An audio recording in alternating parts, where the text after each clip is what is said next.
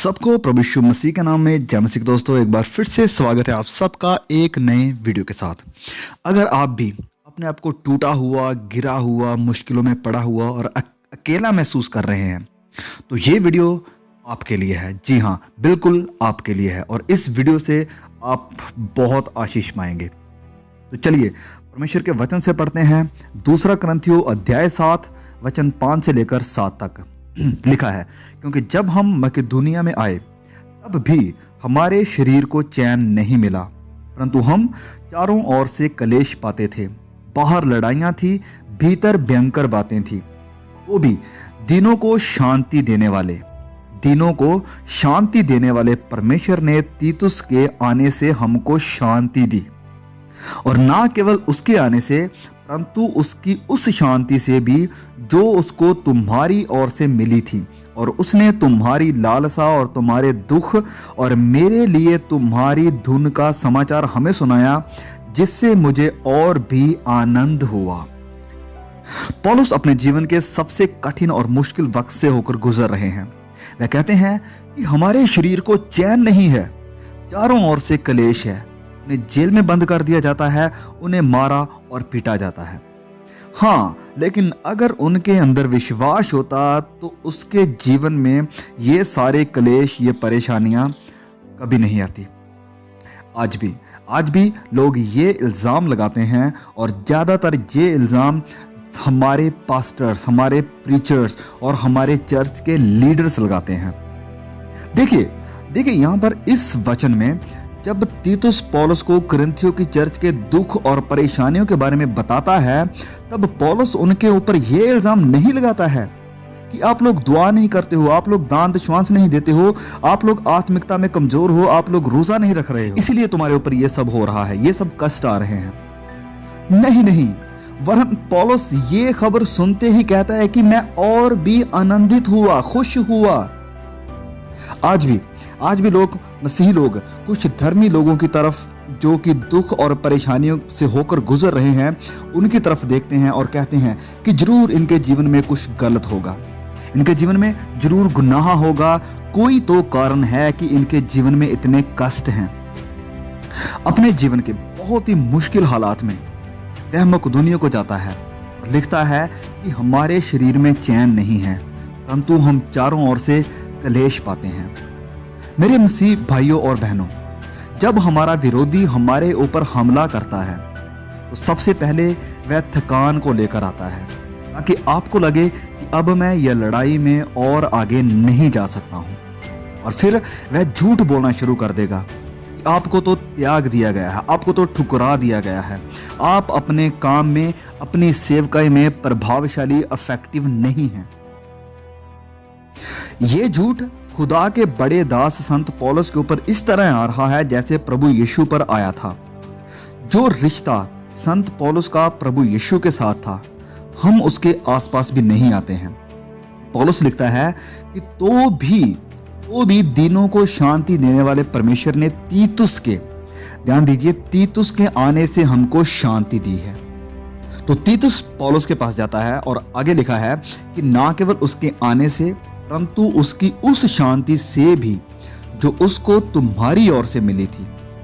क्योंकि यहाँ पर तीतुस आकर संत पौलुस को बताता है कि कुरिन्थियों की कलीसिया के सब विश्वासी, सब एल्डर्स, उन्होंने तेरे लिए प्यार भेजा है और वह अब झूठे नबियों के साथ डील कर रहे हैं, और अब वह तेरे कैद में डाले जाने को भी नफरत नहीं करते हैं, अब वह तेरे कष्टों को भी नफरत नहीं करते हैं। अब वह समझ गए हैं, क्योंकि वह खुद भी इस सब से होकर गुजर रहे हैं।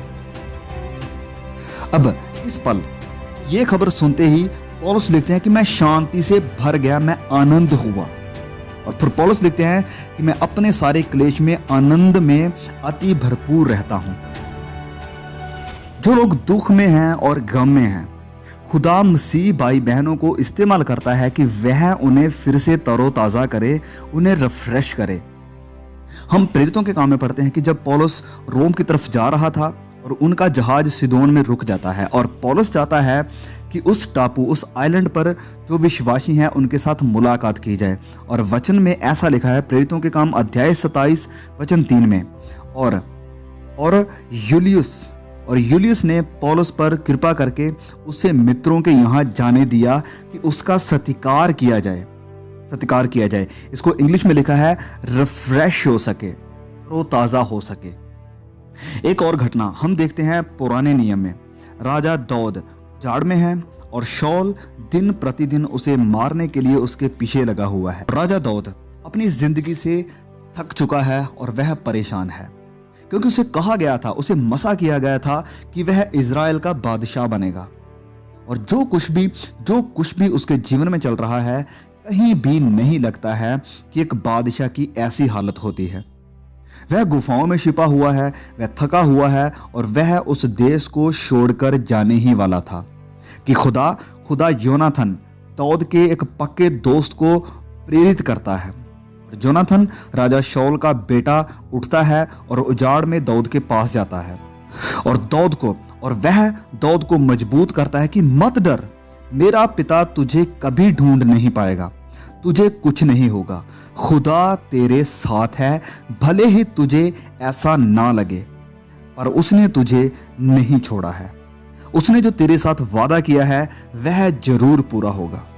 और आज आप में से ऐसे कई भाई बहन हैं जिन्हें यह सुनने की जरूरत है कि खुदा आपके साथ है, उसने आपको नहीं छोड़ा है और जो उसका मकसद है आपके जीवन में वह उसे जरूर पूरा करेगा।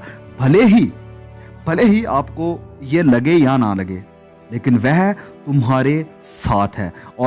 और कई बार मेरे खुद के जीवन में भी ऐसा वक्त आता है जब मुझे भी ये सुनने की ज़रूरत होती है कि खुदा ने मुझे नहीं छोड़ा है, वह हमारे साथ है।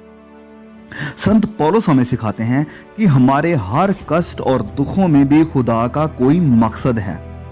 करंथियों की कलीसिया को संत पौलुस लिखते हैं 2 करंथियों अध्याय 1:6 में कि यदि हम क्लेश पाते हैं तो यह तुम्हारी शांति और तुम्हारे उद्धार के लिए है, और यदि शांति पाते हैं तो यह तुम्हारी शांति के लिए है, जिसके प्रभाव से तुम धीरज के साथ उन क्लेशों को सह लेते हो जिन्हें हम भी सहते हैं।